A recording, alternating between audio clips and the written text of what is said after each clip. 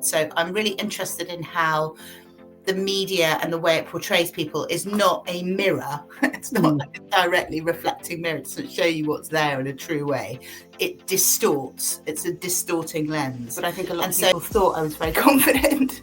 And I have a rather large chest. So I think the fact that I was kind of blonde and quite busty and young doing the job meant that I was often really underestimated. What is the best decision you've ever made? Marrying my husband. Everybody to the beginner's guide for being a grown-up, which is my passion project, talking to interesting people about their lives and the things they've learned since they've become an adult.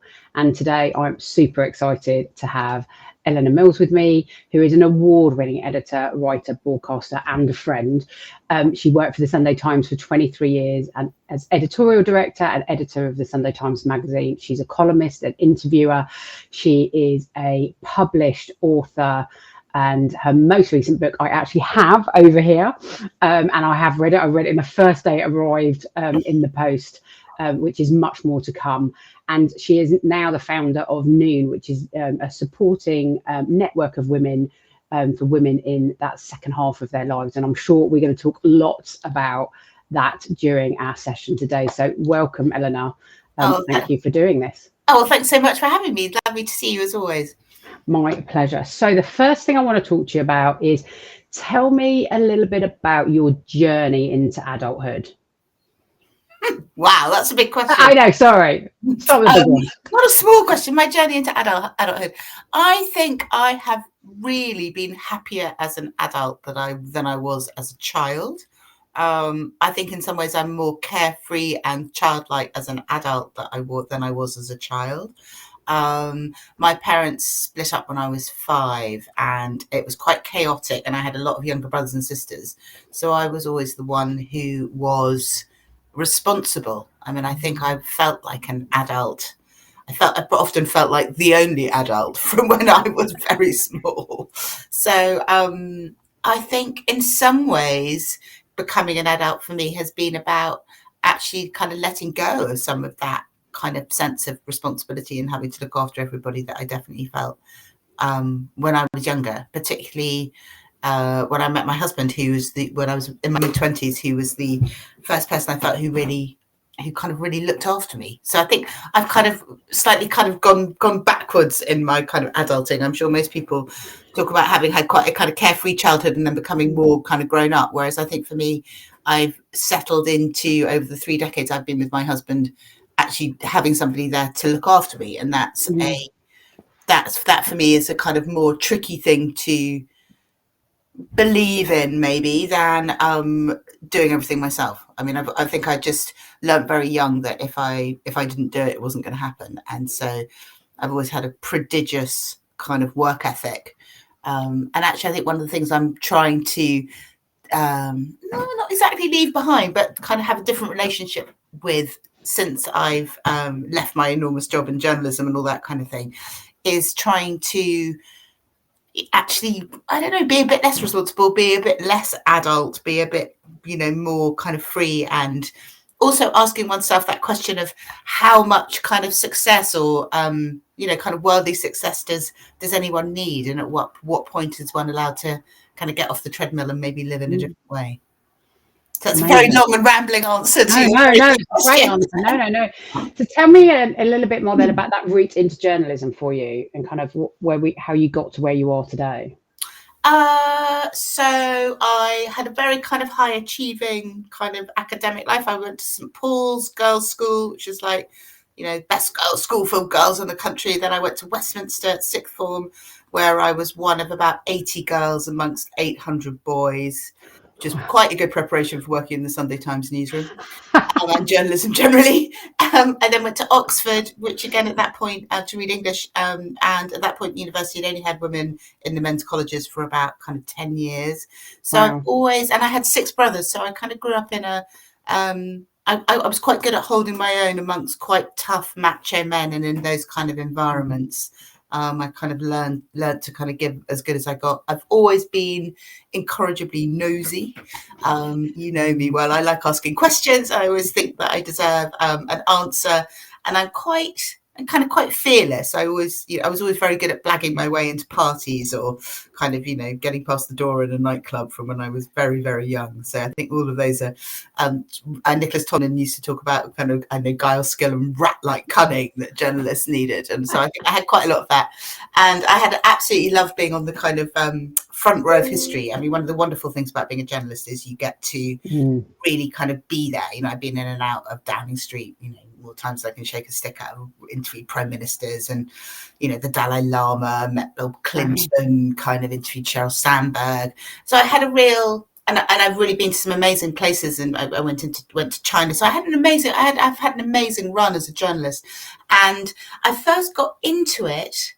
How's it first? Well, I did quite a lot of journalism when I was at university. I used to do a lot of film reviews, because at that point I had a boyfriend in Soho who was working for a film company. So if I wrote film reviews, I could get my bus paid for up to London, go and see my boyfriend, watch a movie, come back and write it up. So I did quite a lot of that, and I always just like writing. And one of the first things that got me into journalism, actually, I went on the poll tax riot protests. We didn't know it was going to be a riot. And I'd taken my little sister with me, and we ended up halfway up a lamppost, kind of on one of the lions in Trafalgar Square, because the police came in and started charging the crowd. And it was really terrifying, with people getting kind of squashed and flying all over the place. My sister was only about 13, 14. And I was so incensed I was a student then, with the way that it was reported in the newspapers the next day, that the protesters had been kind of annoying the police, which was so not what had happened, because I was sitting there in the middle of Trafalgar Square, that I rang up the Independent and I said that I'm furious about this. This is not what I saw. And I was looking at it the other day, and I'm quoted over about a whole page of the Independent talking about what I'd seen. And I think that was the moment where I realised that you could make a difference. Your point of view and articulating it could make a difference. And then I come from a rather illustrious family of kind of champagne socialists and New Labour types. My stepmother was Tessa Jowell, who was in Tony Blair's cabinet, and my dad was a lawyer. And so they very much moved in those kind of that New Labour establishment world. And I knew Alan Rusbridger, who was editing The Guardian then, quite well, because he was one of my dad's great friends. We used to have Christmas with them. And he got me some work experience when I left Oxford. On The Guardian, unpaid, but it was, and I remember I was kind of working on living on housing benefit, walking down to The Guardian, and it was fun. I realised that I could do it. So I think I was very lucky. I kind of discovered what I was very good at when I was like 21, 22, and I was a bit of a journalistic wunderkinder. I was features editor at The Telegraph by the time I was 26. Wow, It's one they'd ever had. So I was always the youngest in the room, often the only woman. Quite gobby, quite outspoken, probably quaking underneath, but I think a lot of people thought I was very confident. And I have a rather large chest. So I think the fact that I was kind of blonde and quite busty and young doing the job meant that I was often really underestimated. There was a lot of, when I was at Westminster and at Oxford, there used to be a lot of people who would go kind of, hello lefty, hello righty, hello Eleanor. I spent a lot of my career with people looking at my chest rather than my face. But I think in some ways that was, you roll with whatever advantages you have, right? Yeah, absolutely. So I had a very big job on big papers from when I was very young.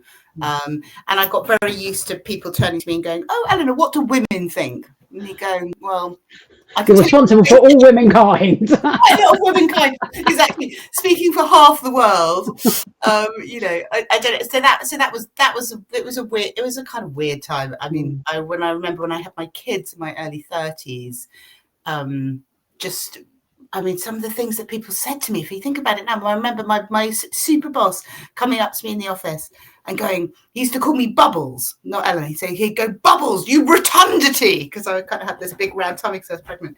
Or it was constant. If I think now about some of the things that used to happen, you just wouldn't. I mean, now people just really wouldn't put up with it. But at that time, it was just the price that you paid for being in the room. If you were going to be the only kind of woman or the youngest woman or, one of very few women in the room, you were allowed to be there on the grounds that you weren't what they used to call missish. You know, you weren't kind of going, oh, you can't say that and I'm going to faint if you kind of say something sexist. You just had to get on with it. I'm sure you understand about that too.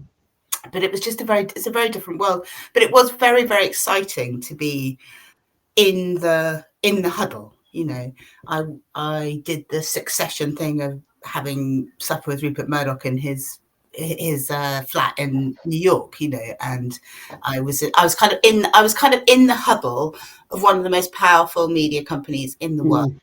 And it was jolly exciting to have a kind of front row seat and to see kind of how it all worked. I have to say I'm quite glad I'm not there anymore. It's kind of, since I've got out and decompressed, I can see that the relentless pace of that world and the way that you're constantly living on your nerves and watching the news and having to have an opinion on it. And I don't think it's terribly good for you. So I've tried to be a bit calmer since I left. Yes. And I think that's really interesting. I think one of the things I think is really interesting to you, as you were saying, is that people underestimated you. And I think with a lot of women, when they're quite young in their careers but quite bright, and I sometimes think being underestimated is our superpower. Like, underestimate at your peril, you know? Yeah. And actually, then you navigate your way through. But as you say, very different world to the one that probably operates today.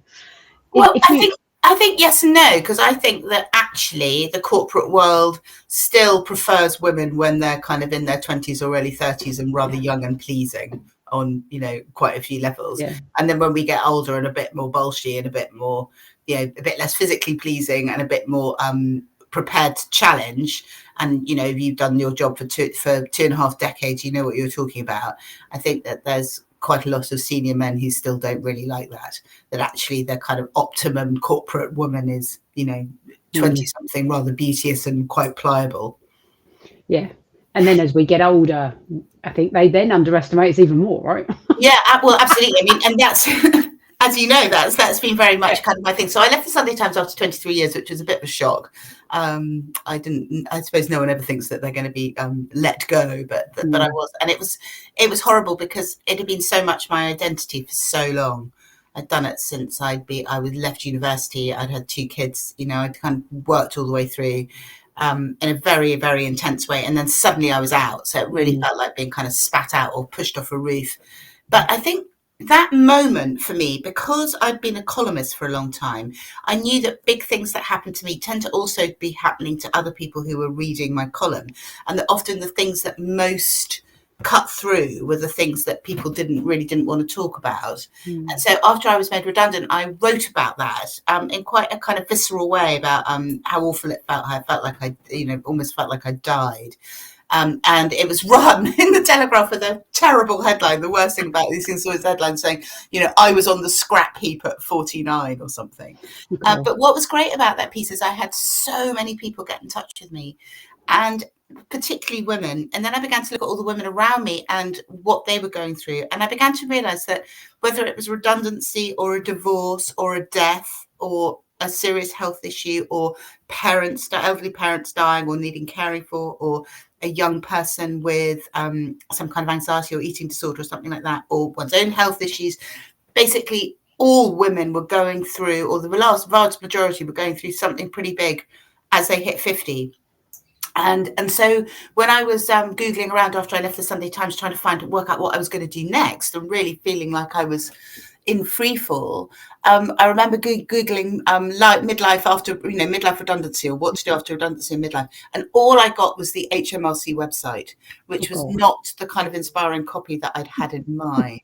And so because I'd been a journalist and editorial director and run all these things for so many years, I decided that I would set up the kind of thing that I was looking for when that happened to me. So I set up noon.org.uk, and I called it Noon because in the 100-year life, 50 is only halfway through. So it was kind of noon. It was only lunchtime. And yet everyone was making me feel like my best days were kind of definitely behind me. And I just really wanted to change that. And what gives me the most happiness and satisfaction, the true kind of adulting, I think, is the way that this organization that I've set up, and which you so wonderfully run one of the circles for, has helped other people who have been lost in that dark midlife wood. And what we discovered from the research that we did at Noon was that over half of women by the time they hit 50 have been through 5 massive life events that often they all hit together in what we call a kind of midlife collision, or a midlife kind of what used to be seen as a bit of a kind of midlife crisis if we were thinking about men and Ferraris and sex. But not, which had never really been attached to women. And also it's kind of a crisis, but it's also, I like to think of it as a chrysalis, that it's actually the thing that kind of changes us, forges us in fire, and allows us to become the women that we always wanted to be. And so there's something about this point where a lot of things kind of fall away, and then we become, it's kind of like we kind of come through the flames, and we come out of this forge a kind of new person with a different, and we really see at Noon this massive shift into purpose, which I know you have in a really strong way, and a sense of, okay, I've lived this much of my life, I really want the next bit to count. You know, what was I particularly sent here to do? And so I like your question about kind of becoming an adult, because I think for me, I now think about becoming an adult in different stages. So there's that bit between kind of 25 and 50 where you're really ticking the boxes that everybody else has set for you. You know, woman, you know, have you got a partner? You know, are you going to have kids, or are you not? 30% of our women actually don't have kids. You know, have you got a career? You know, have you got somewhere to live? You know, all those tick, tick, tick things. And actually, I think sometimes it's only when we get to 50 and we get hit with this kind of maelstrom of stuff that we finally have a chance to pause and go, well, it's all very well everyone else wanting me to do all these things, but what do I actually want to do? Who am I really? If you take away all those shoulds and all that kind of, and for me, there was a massive kind of family propulsion towards achievement, kind of big achievement being the only thing that really kind of registered on anyone's radar. And I think I've now got to a point where I'm slightly thinking, well, how much of that is enough? You know, I had a big career as a journalist. I've just written a best-selling book. I've set up this big community, and there's a bit of me that now wants to just kind of be a bit more enjoy it. Yeah, I enjoy it is a good way, or just live in a more calm way. And I think that's partly because I've been like doing a big, you know, my job and running the thing and promoting the book for the last 6 months. Which takes a lot, doesn't it? Going back to what you were saying about when you were younger, that you felt like you had to be an adult before you were an adult, and then kind of 18, kind of maybe feeling a bit more freedom from that because you went off to university and got to do different things. If your 18-year-old self was here, what would she recognize about you, and what would she just be like absolutely amazed by? Oh, what a lovely question. I think she'd be pleased that I've written a book, because I think I always wanted to write a book, so I feel really happy that I've written my book. And I think she would be excited for me that I'd had such a kind of, you know, stellarly successful journalistic career. I think she would have been proud of all the stuff that I did at Women in Journalism. So I was chair of Women in Journalism for 7 years, from 2014 to 2021, where I set up a huge mentoring scheme for other women in the industry. And we really made a difference, I think, in terms of kind of pulling more women up. And we did a lot of research around what I call the male lens of the media. So I'm really interested in how the media and the way it portrays people is not a mirror. It's not like a directly reflecting mirror. It doesn't show you what's there in a true way. It distorts. It's a distorting lens. And so I was really interested in things like, you know, when Theresa May went to meet Nicola Sturgeon and the front page of the Daily Mail the next day wasn't about the two most important politicians in the country, like, meet each other and talking about policy. The headline was, "Forget about Brexit, it's all about Legxit." And it had a picture of Theresa May's legs and Nicola Sturgeon, who had the sexiest legs. So that is the male lens in action. That's going to matter what you're doing as your job. You're going to be judged on how appealing you are to the chaps looking at your legs in the pictures the next day. And I think we really, as women, need to take on board those distortions and things, all the rubbish around things like cankles or bingo wings or all that kind of manufactured, internalized misogyny to try and make women feel bad about themselves. So I was really I probably became a bit of a pain in the arse actually to my bosses, because I was quite kind of like, every news list, I'd be like, okay, every single woman on this news list is either arm candy or a victim, or, you know, where are the women with agency doing something in their own right? Where are the role models? Where are we modeling what women can and should be? And there wasn't that much of that. And I think if you're a woman who really stands up for other women and makes yourself a bit of a pain in the butt about it, then it's really important. But I think it's probably not brilliant for your own career. But what was interesting is that the fact that I'd done all of that stuff, that I kind of stood for something bigger than just being Sunday Times executive, meant that I was able, when everything at the Sunday Times stopped, I realized that what I had when all of that went away was the fact that I did stand for something, that I had done all the stuff, that I had been championing women, that I was interested in the way that the media distorted stuff around them, and particularly interested in how we were portrayed as we got older. And certainly within the newspapers, it was really hard to get pictures of older women into the paper. They'd always want to use a kind of younger picture, some picture of them when they were kind of prettier or younger. I had quite a lot of fights about that with various people. I remember the picture editor always used to say to me, brighten up the page, which meant putting a picture of a pretty girl. It was just the 1970s and the way they used to sell cars with kind of pretty girls draped across the bonnet. Yeah. I mean, it's a bit like that. And I think that things have changed quite a lot in our lifetime, but we as 50-something women are a real pivot generation. We come from a kind of generation of mums. Some of our mums work. My mum did work, actually, and my stepmother, but the majority kind of didn't. So, and we were kind of expected to work all the way through. And I think for our daughters, hopefully things have kind of moved on a bit, but we are this kind of fulcrum between two kind of different views of what women were kind of for. And I think that there's quite a lot still to fight for. I mean, I think really a lot of my adult life has been about seeing how women still don't have equality. I think we were very gaslit about the fact that when we entered the workforce, we were given the lanyard, we were allowed into the building, but we weren't being ushered into an organisation that was set up or thinking about us in any way. When I first went to Oxford, at my college, there wasn't a single female tutor. There were no women on the walls. When I got to the Sunday Times, they were like, what do women think? So I think it's less than 100 years since women got the vote, and I think we're in the foothills of equality. We're beginning. We're on the nursery slopes. The peaks are so high ahead of us, and yet the whole of we're being gaslit that we've got equality, that it's somehow gone too far. I mean, when we've got 92 women running FTSE 100 companies and only 8 men, then I'll start having a conversation about, has it gone too far? I mean, when I write about this, maybe when we get to 100 out of 100. Yeah, great. Oh, well, we could give them a few. I love it. When we've got loads of really kind of mediocre women running everything, then we'll have a discussion about but how we're discriminating against men. All that stuff really makes me cross. I saw a T-shirt the other day which I absolutely loved, which said, "May you have the ambition of a mediocre man." Yeah, I love that. Exactly. It's like when the world's run by loads of mediocre women, then we'll know that we're getting somewhere.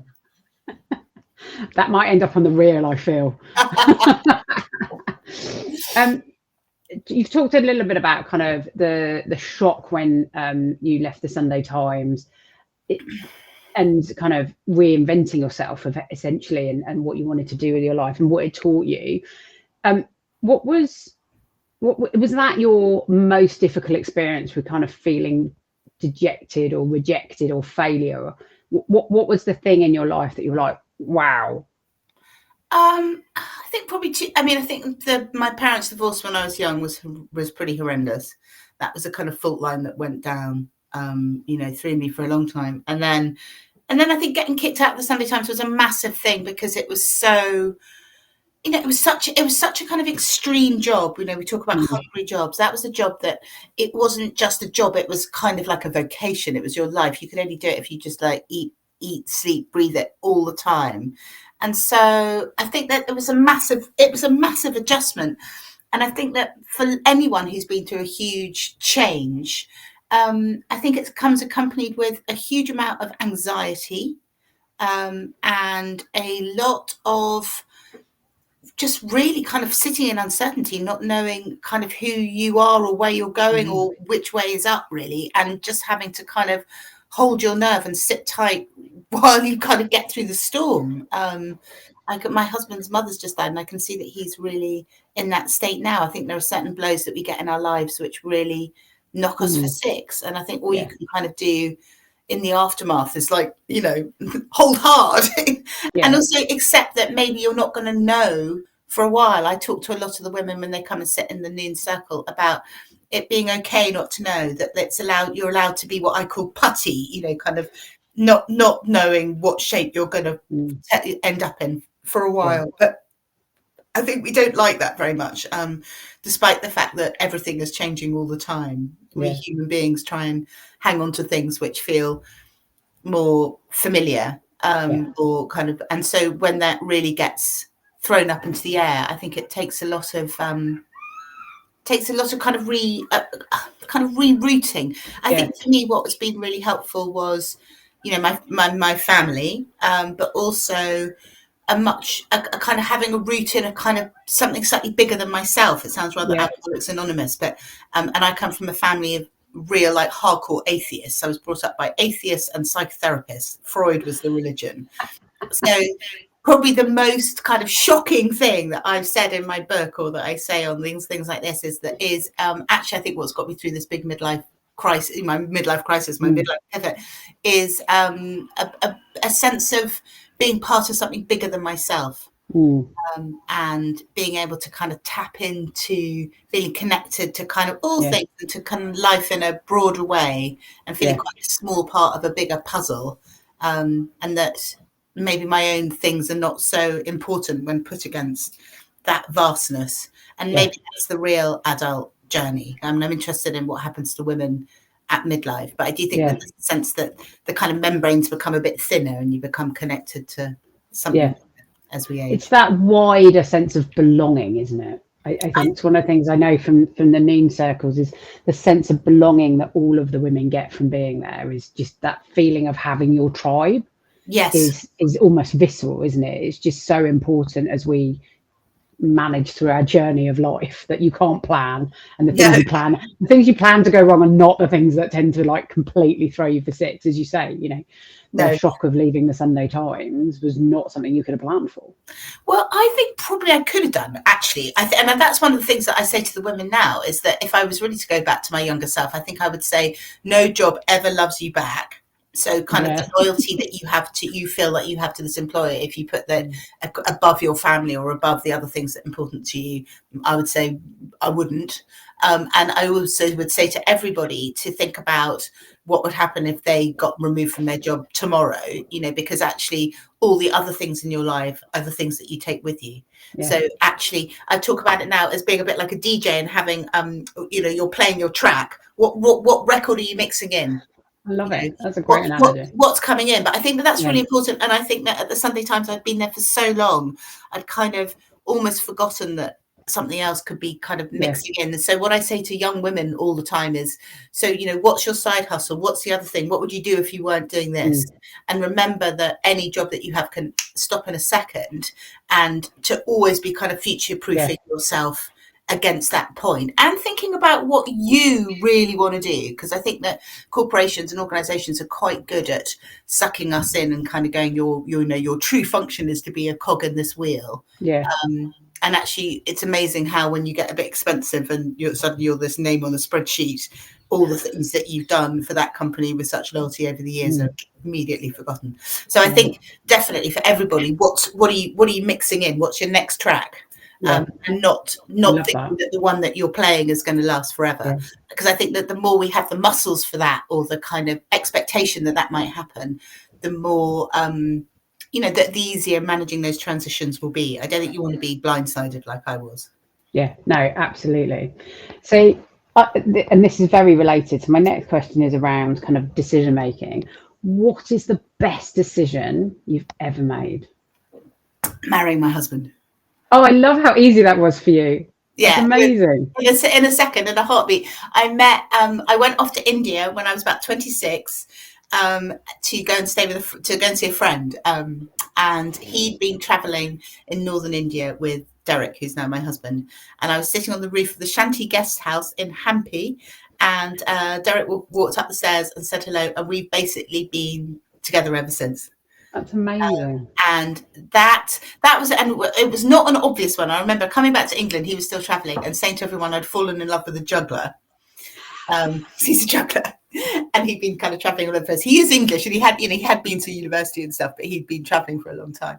And I remember coming back to my job at the Telegraph saying I've fallen in love with a juggler, and everyone going, oh God, well, that's going to last 2 seconds, isn't it? And nearly 30 years later, we're still together.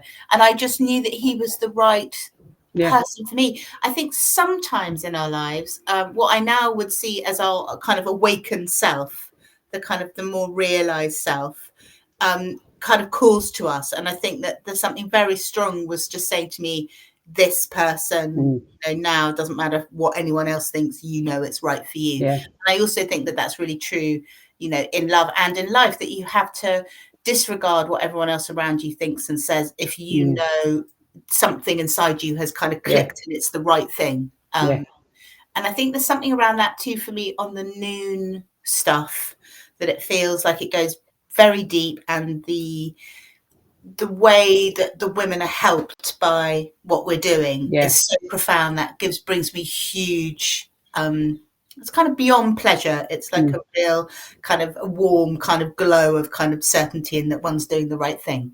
And I sit there and I really feel like we're helping people. Or I asked for some testimonials this week and they literally made me cry. They're so sweet. It's like, and you kind of think, oh, well, I have brought something good into the world. So so meeting my husband, having my girls, and I think setting up Noon, I think that's been a really important thing. And I'm writing my book, which I think it's got a lot of truth in it. Everything that I've learned from being on this planet for 54 years is in that book. Yes, and it is amazing. I have read it, so I will definitely endorse it. So talking about, we talked about like best decisions, and you touched on the fact that lots of people will give advice, and you kind of sometimes you just know whether or not to take it or not. What is the best advice you've been given that you didn't take?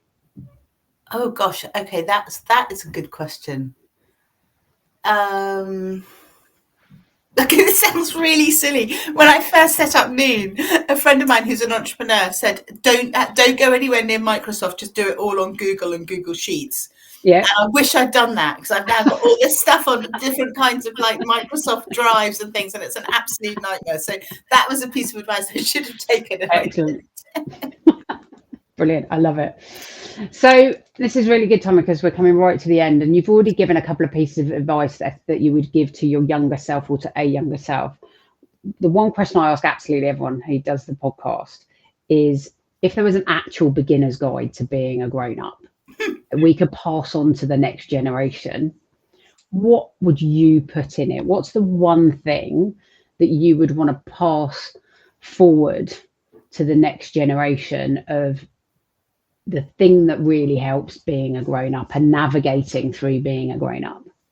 I think really trusting yourself and learning earlier on to really listen to your own intuition and your own sense of what's the right thing. When I say that I really knew when I met my husband that was the right thing, I think that there are other things that I've done where I've ignored a sense of something inside me going, "Ooh, I don't think so," and just really learning to listen to that. And there have been a few times when definitely it would have been more obvious to kind of go along and do something, and I've really found myself kind of standing back, and then felt really glad that I had. So I think that your kind of body knows somehow. So I just think not overriding that. And also I think for women, one of the things I wrote about in my book is that I feel like we're often forced to take a shape when we're young, which suits everybody else, and not to kind of allow ourselves to flow into the shape that we might have taken if we were really allowing ourselves to take that organic form. And so I think I've been really delighted to see that my daughter, my eldest daughter, she left Oxford. She got a very good degree, and lots of her friends were kind of going into city jobs and around. And she was just like, "I want to go live in Paris for a year. I've always wanted to live in Paris." So she's living out there and learning French. I'm going off to this afternoon. So I think kind of doing more of the things that really bring you joy. I wish I'd spent more time in the sea. more time in Jamaica, more time in nature, and that's kind of what I'm going to try and do more of kind of going forward. So I think really, and particularly for women, not always putting everybody else's needs ahead of your own, and doing, every day or certainly a couple of times a week, something that you do just because it brings you joy personally, and doesn't need anything more than that. And that's certainly one of the things that I've really changed since I left the Sunday Times. I now go and swim every day in the pond up at Hampstead Heath, and just those few moments all the way through the winter in the corridor, but just those few moments of getting into the water and being in nature and seeing the kingfisher or the heron, or just kind of feeling quite free and just very much myself, and that nobody needs anything from me. And I think also learning to kind of be in that stillness. I'm very, naturally very kind of busy and energetic. So learning to slow down. And I think being able to tap into that kind of stillness in oneself earlier on would have been a gift. I love that. So kind of trusting yourself and really finding your own joy. I think working out what that is. And using your joy as a real kind of navigation tool in your life. I think I started to do that at 50. I kind of wish I'd done that earlier on. I think a lot of us, certainly, I can just really, something I've been really thinking about a lot is I have a kind of, like a tyrannical work ethic, I think, which comes from, from very much from my family, or feeling that was the thing that has served me in terms of bringing some stability into my life, or kind of feeling in control. But I think we can, as women, we can be very tyrannical to ourselves. And so being a bit kinder to ourselves, like treating ourselves like we would, a beloved pet, or kind of, a child that we really love. How often do you talk really kind of, gently and beautifully with your dog, and how are you today? And how often do you actually do that to yourself? I mean, I think I do that vanishingly rarely. And if I really listen into the voice that I use inside my head to myself, it's often horrible, I don't do that to anybody else in my life. So learning to treat ourselves with gentleness. I love it. That's perfect. And what a perfect place to close out the interview. So we will put a link to both Neen and to the book into the show notes, which I can recommend because I have read it. In fact, I listened to it. It was brilliant. I listened to it on audio, or on an audio book. Eleanor, thank you so much for doing this today. I've known you quite a while, and I've still learned stuff about you today, so that's even better. And hopefully our audience will also have learned a little bit more about what it takes to navigate being a grown-up. Thank you so much for having me, Sam. My pleasure. Welcome to A Beginner's Guide to Being a Grown-Up. I'm Sam Cooper-Gray, and this is my passion project to learn more about people who inspire me and their secrets to being a grown-up. Join us on this journey as we learn about their highs and their lows and what they would put in the guide.